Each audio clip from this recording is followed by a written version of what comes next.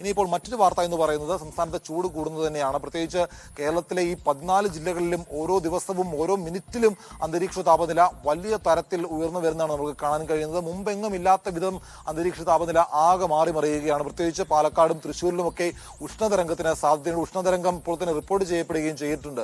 പാലക്കാടിന് പുറമെ തൃശ്ശൂരിലും അതീവ ജാഗ്രത വേണമെന്നുള്ള നിർദ്ദേശമാണ് ആരോഗ്യ വകുപ്പും ദുരന്ത നിവാരണ അതോറിറ്റിയും നൽകുന്നത്. പ്രത്യേകിച്ച് ഈ എല്ലാ ജില്ലകളിലും കനത്ത ജാഗ്രത വേണമെന്നുള്ള നിർദ്ദേശവും നൽകുന്നുണ്ട്.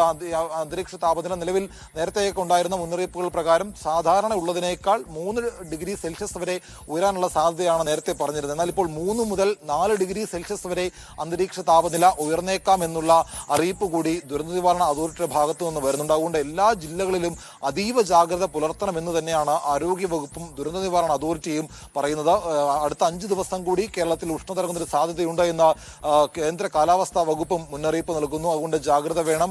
5 ദിവസം കൂടി ഇതേ രീതിയിൽ തന്നെയുള്ള അന്തരീക്ഷ താപനില തുടരുമെന്നുള്ള മുന്നറിയിപ്പാണ് കാലാവസ്ഥാ നിരീക്ഷണ കേന്ദ്രത്തിന്റെ ഭാഗത്തുനിന്ന് വരുന്നത്. വേനൽ മഴയ്ക്ക് കുറച്ചുകൂടി കാത്തിരിക്കണമെന്നുള്ള അറിയിപ്പും വരുന്നുണ്ട്. എന്തായാലും അതീവ ജാഗ്രത പുലർത്തുക. രാവിലെ 11 മണി മുതൽ വൈകിട്ട് 3 മണി വരെയുള്ള സമയങ്ങളിൽ പുറത്ത് ജോലി ചെയ്യുന്ന ആളുകൾ പരമാവധി ഈ വെയിലേൽക്കാത്ത തരത്തിൽ ജോലി ചെയ്യണം, ജോലി സമയം ക്രമീകരിക്കണം എന്നുള്ള നിർദ്ദേശം തൊഴിൽ വകുപ്പിന്റെ ഭാഗത്തു നിന്നും ആരോഗ്യ വകുപ്പിന്റെ ഭാഗത്തു നിന്നും ഉണ്ടായിട്ടുണ്ട്.